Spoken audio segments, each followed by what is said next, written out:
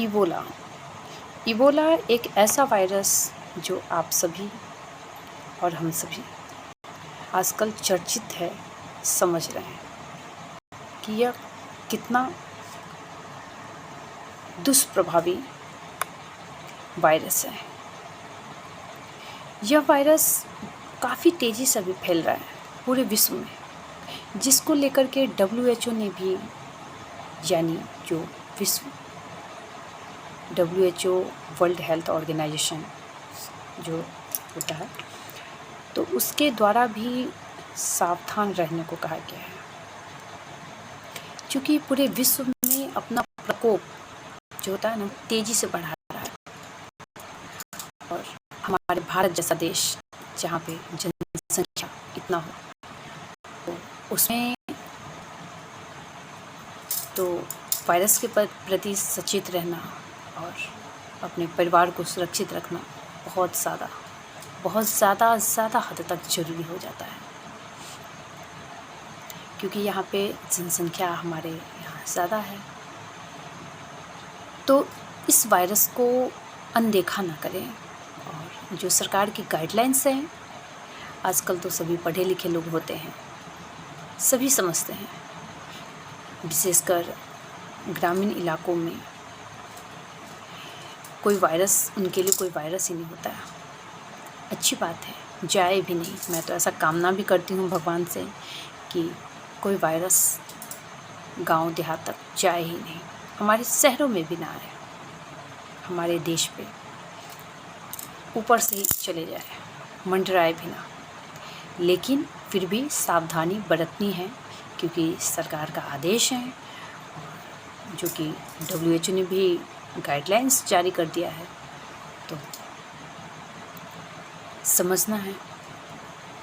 अब जैसे कि हम सभी समझ रहे हैं कि जो ये वायरस है, ये वायरस बहुत तेज़ी से प्रभावित हो रहा है, ठीक कोरोना की तरह ही।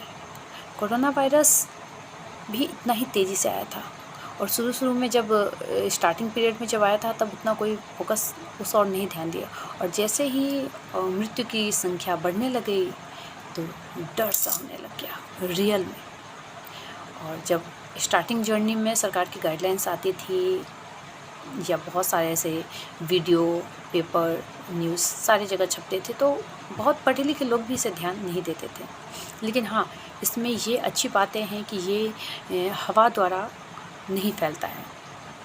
हवा द्वारा नहीं फैलने से अच्छी बातें हैं। लेकिन हाँ, वायरस है तो वायरस तो डरने वाली बात तो है ही। अब ये वायरस ये वायरस मतलब इसके जो लक्षण होते हैं क्या है, या ये कैसे आई, तो ये वायरस जानवरों द्वारा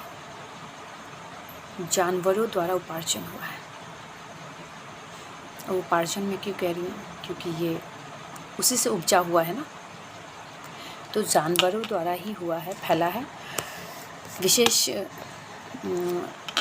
आप लोग तो खुद समझदार हैं, लेकिन हाँ, इसकी जो लक्षण होती है, मैं उसको लेकर के थोड़ा चर्चा कर रही हूँ यहाँ पे, क्योंकि मुझे भी काफ़ी डर लग रहा है। और डर तो नहीं करना है, लेकिन हाँ, सब अच्छे से रहे, सुरक्षित रहे, इस बात को लेकर थोड़ा संशय तो थोड़ा बना रहता है भाई।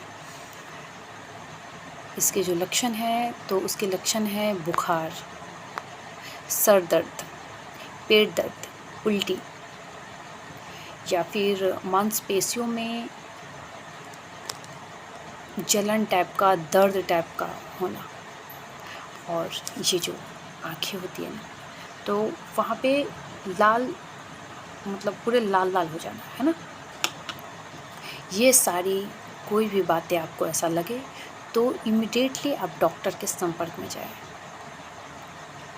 और वहाँ जाकर के अपना टेस्ट करवाएं। इसे इग्नोर ना करें। किसी जो विदेश यात्री यदि आते हैं, तो विदेशों से जब मतलब जो व्यक्ति कोई आते हैं, तो तुरंत उसके संपर्क में ना जाए जब तक वो वेरीफाई। वैसे तो पॉलिसी ही बनी है कि एयरपोर्ट पे ही उसकी जांच हो जाती है, लेकिन फिर भी तुरंत उसके संपर्क में ना आए, कुछ दिन रहने दें। जब अच्छे से नॉर्मल हो जाए कि हाँ व्यक्ति ठीक है, तब जाए।